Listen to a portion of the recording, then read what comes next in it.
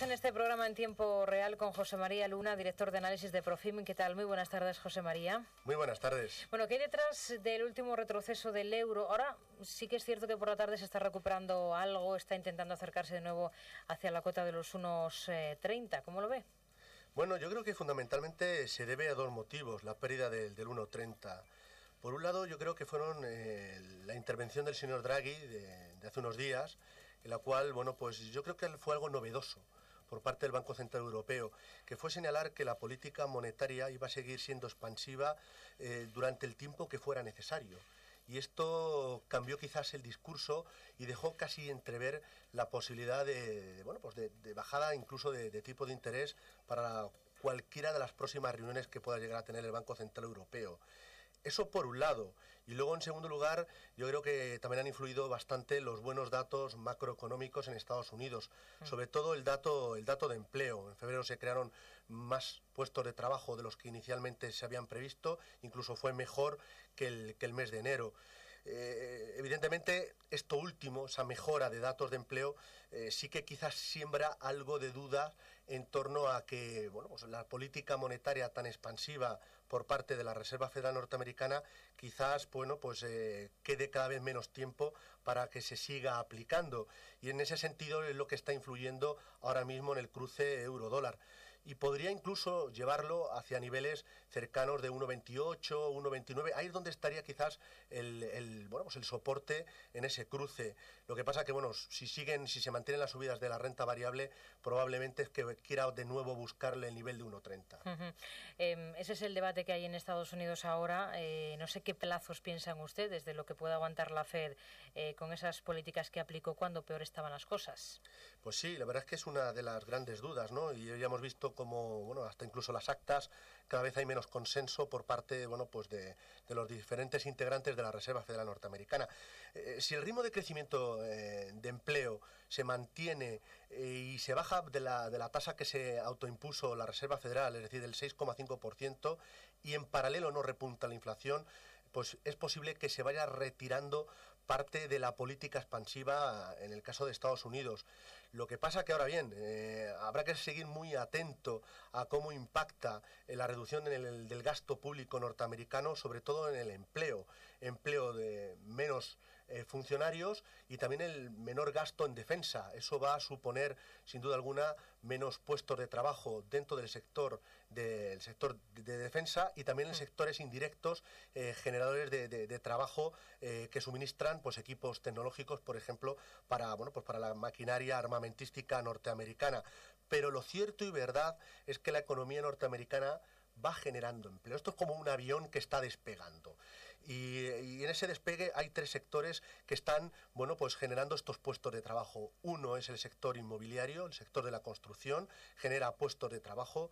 En segundo lugar sería el shale gas, toda la revolución energética en el caso norteamericano.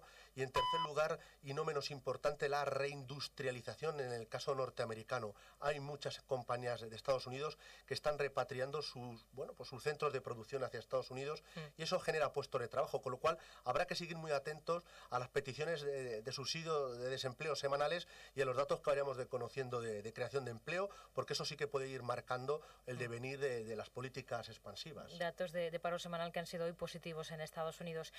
Cuando tenemos a varias potencias mundiales señalando a las claras que van a seguir con los planes de estímulo, ustedes no sé si temen algún riesgo de inflación o más bien van más allá y creen que podemos estar caminando, como dicen algunos, hacia una nueva guerra de divisas. Guerra de divisas, ¿verdad?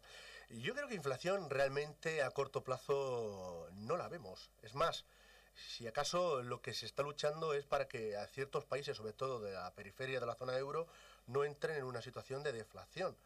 Es cierto que si, a pesar de las políticas expansivas por parte de los bancos centrales, la economía real no tira, lo que puede provocar es una inflación en el precio de los activos financieros, lo que vulgarmente conocemos como burbujas, a nivel de valoraciones en bolsa o incluso hasta en activos determinados activos de renta fija. Y en eso habrá que estar muy atentos porque en cualquier momento pueda venir algún susto, alguna corrección.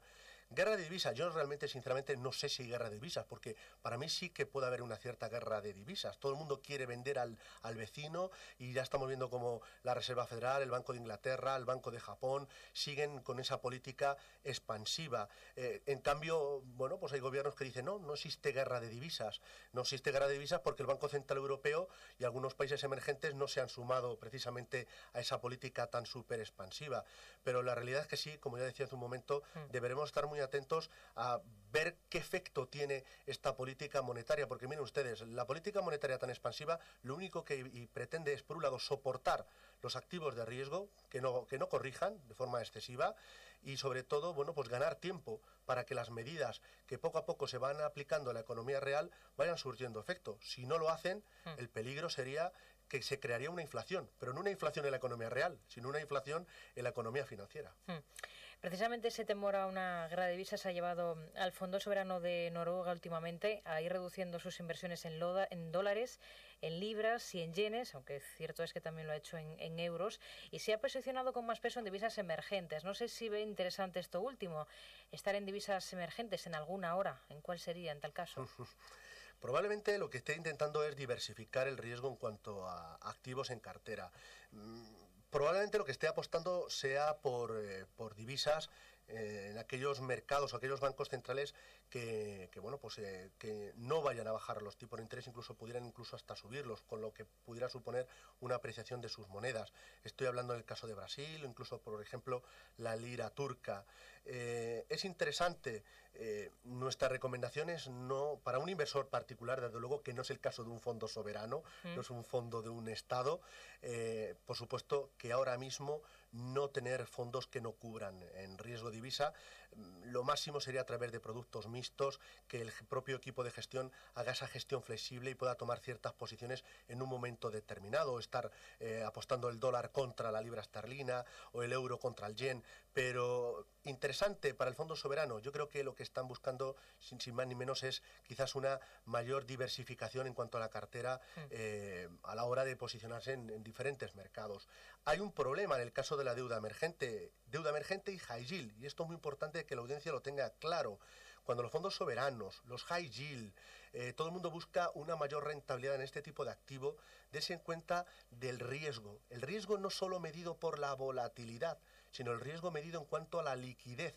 Este tipo de activos son menos líquidos que la deuda alemana, incluso hasta, si me apuran, que la deuda española, con lo cual, ante unas nuevas tensiones en los mercados, bueno, pues podríamos ver ciertos cuellos de botella, con lo cual, por eso, con cuidado, la inversión en deuda emergente y en high yield. José María Luna, director de análisis de Profim. Gracias, muy buenas tardes. Muchísimas gracias.